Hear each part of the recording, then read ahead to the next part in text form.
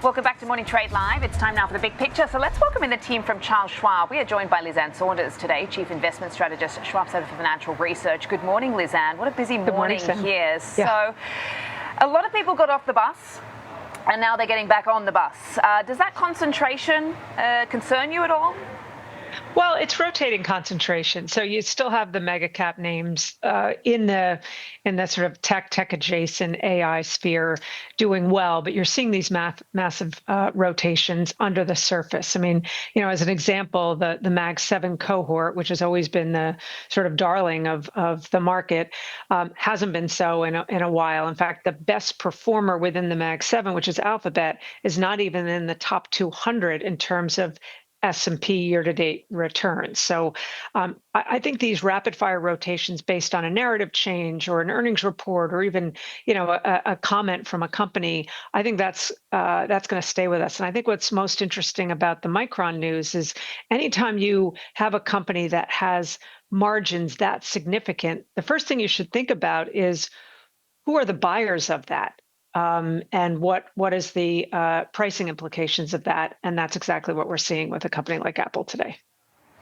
Yeah, it's very interesting as far as that pricing power is concerned, but you just look at this market and the chips are up, but most of the market is down. I mean, obviously we're seeing a little bit of recovery here in software, some of the Mag 7, I mean, certainly off the lows, but it makes you wonder if Micron's earnings told us about something to do with, not giving credit to the broader market. I don't know, particularly when you see such concentration in memory names today. But I do want to talk about the great chip dip, as you call it. I like that, particularly when everyone's talking about jalapenos at the moment over at OpenAI. I've just got like guacamole on the mind.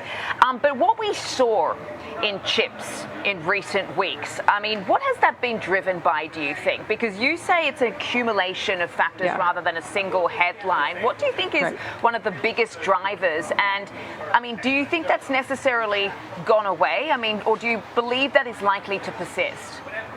So it is a confluence of factors, one of which is just a broad concern about the cost side, as well as access to inputs, and whether we may be on or at a situation where even though demand is strong, the ability to actually affect that through the supply chain with reasonable pricing on the continued spend side. So there was a piece of that.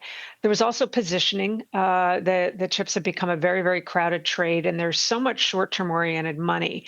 On the institutional side, it's the systematic funds, it's the long-short hedge funds, the commodity trading advisors. You put retail traders into the mix too, and they're playing off each other's positioning, and they're looking for crowded trades and overbought technical conditions, and it's money that really can turn on a dime. And I think as far as the retail trading cohort, there was also a lot of trimming that happened in order to free up capital for, other shiny new objects, like is recently the case with SpaceX. And that kind of backdrop, I think that type of backdrop is likely to persist. But I think the winners and the losers on a day-to-day basis are going to shift. There was some thinking going into Micron's earnings that if we were likely to see a negative response in that particular name, like we typically do, that would further fuel the rotation fire that we've been watching in recent weeks. But even with a double-digit gain today in Micron and some of the other memory names, you're still seeing that broadening out into defensive, cyclical parts of the market. I mean, obviously, industrial's having a very nice day. Financials are up. Healthcare is higher. What does that tell you? Well, if you look at past cycles where the Fed moves from having been in an easier stance to what has been this pause stance for many, many months now, and moving potentially into a hiking phase, in the lead into that initial rate hike, you tend to see the market favor more cyclical areas. Once the hiking starts, you tend to move a little bit more defensive. So that may be some of the rotation that we're dealing with here. Ultimately, what matters as far as rate hikes is not necessarily will they, won't they, but the speed. A Fed that takes a slow escalator up with rate hikes, that's a better market backdrop than if the Fed is taking a fast elevator with rate hikes. I think the former is more likely. That's the base case at this point. But that broadening out, I do think, has legs. Over the last year, it's single-digit percent of the S&P has outperformed the index itself. Over the past month, it's 60% of the constituents have outperformed the index itself. That's not a bad backdrop. Absolutely, and I also have heard you say that these small caps are sort of an overlooked story right now as well. I mean, we've seen a good performance in some of those names too. But Lisanne, we have to leave it there. Thank you so much for joining me today. Really appreciate it as always. Lisanne Sonders, Chief Investment Strategist over at the Schwab Center for Financial Research.